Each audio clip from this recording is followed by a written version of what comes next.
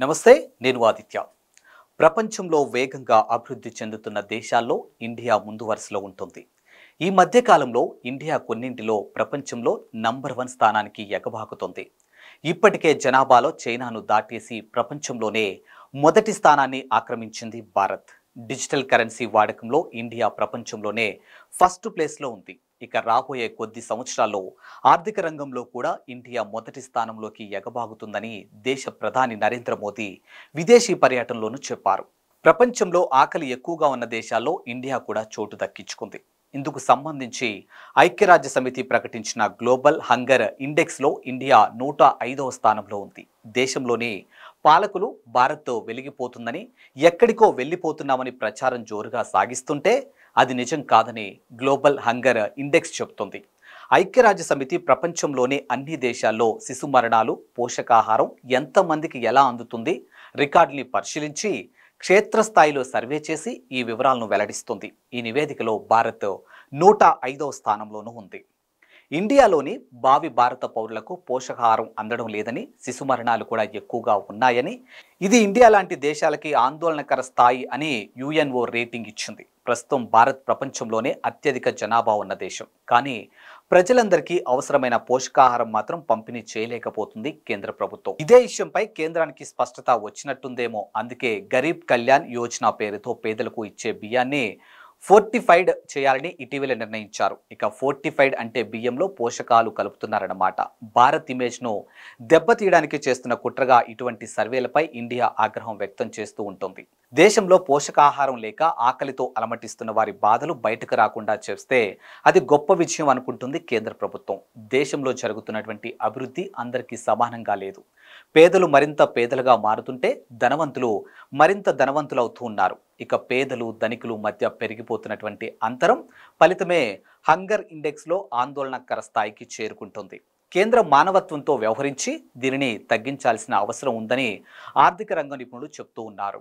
2024కి సంబంధించినటువంటి global hunger index స్కోర్లను లెక్కించడానికి 127 దేశాల్లో తగిన డేటాను పరిశీలించగా భారతదేశం 105వ స్థానంలో ఉంది. ఇక 2024 గ్లోబల్ హంగర్ ఇండెక్స్లో 27.3 స్కోరుతో ఇండియా తీవ్రమైన ఆకలి స్థాయిని కలిగి ఉందని ప్రకటించింది. ఇక జిహెచ్ఐ స్కోర్ 4 భాగాల సూచికల విలువలపై ఆధారపడి లెక్కిస్తారు. దేశంలోని 13.7% జనాభాలో పోషకాహార లోపం ఉంది. ఇక దేశంలో 35.5% మంది 5 ఏళ్లలోపు పిల్లలు కుంగిపోతూ ఉన్నారు. ఇంకా దేశంలోని 18.7% మంది 5 ఏళ్లలోపు పిల్లలు పోషకాహారం లేక ఖాళీ కడుపుతో ఉంటూ ఉన్నారు. ఇక దేశంలోని 2.9% మంది పిల్లలు వారి 5వ పుట్టినరోజుకి ముందే చనిపోతూ ఉన్నారు. భారతదేశంలో 2000 నుండి దాని శిశు మరణాల రేటును గణనీయంగా మెరుగుపరుచుకుంటూ వస్తుంది. ఇక 2000 నుండి పోషకాహార లోపం మెరుగుపడినప్పటికీ ఇటీవల సంవత్సరంలో పోషకాహారం లోపం యొక్క ప్రాబల్యం స్వల్పంగా పెరుగుతోంది. గ్లోబల్ హంగర్ ఇండెక్స్ అనేది దేశాల ఆకలి సంబంధిత ఎస్డిజిలను సాధిస్తున్నాయో లేదో పర్యవేక్షించే సాధనం. ఇది అంతర్జాతీయ ర్యాంకింగ్ కోసం ఉపయోగిస్తుంది. గ్లోబల్ హంగర్ ఇండెక్స్ ఆకలి యొక్క 3 అంశాలపై అధ్యయనం చేస్తున్నారు. తగినంత ఆహారం లభ్యత లేకపోవడం, పిల్లల పోషకాహార స్థితిలో లోపాలు మరియు పిల్లల మరణాలు వాటిని ఆధారంగా చేసుకుని జిహెచ్ఐని లెక్కిస్తూ ఉంటారు. ఇక ఆకలి తీవ్రతను ప్రతిబింబించే 100 పాయింట్ స్కేల్పై జిహెచ్ఐ స్కోరు లెక్కించబడుతుంది. ఇక్కడ 0 స్కోర్ ఉంటే ఉత్తమ స్కోర్ అన్నట్టు, అంటే ఆ దేశంలో ఆకలి లేదు. ఇక 100 ఉంటే చెత్తగా ఉన్నట్టు. ప్రపంచంలో పోషకాహారం లోపం ఇదే విధంగా కొనసాగితే ఐక్యరాజ్య సమితి ఆశిస్తున్నటువంటి 2030 నాటికి జీరో హంగర్ యొక్క సుస్థిర అభివృద్ధి లక్ష్యాన్ని సాధించడం కష్టంగా మారనుంది.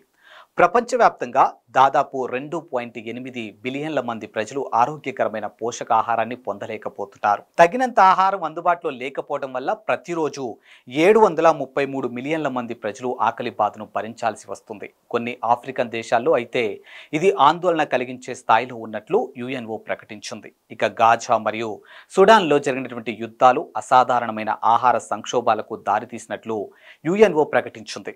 ఇక 2023లో జిహెచ్ఐ చేర్చడానికి ప్రమాణాలకు అనుగుణంగా ఉన్న 136 దేశాలకు సంబంధించిన డేటా 2000 నుండి 2023 వరకు ఉన్న డేటా ఆధారంగా 125 దేశాలకు జిహెచ్ఐ స్కోర్లు లెక్కించబడ్డాయి. ఇక జిహెచ్ఐ స్కోర్లు లెక్కించడానికి ఉపయోగించే డేటాను 11 దేశాలకు వ్యక్తిగత స్కోర్ను లెక్కించడం సాధ్యం కాకపోవడంతో పాటు డేటా లేకపోవడం వల్ల ర్యాంకులు నిర్ణయించలేకపోయారు.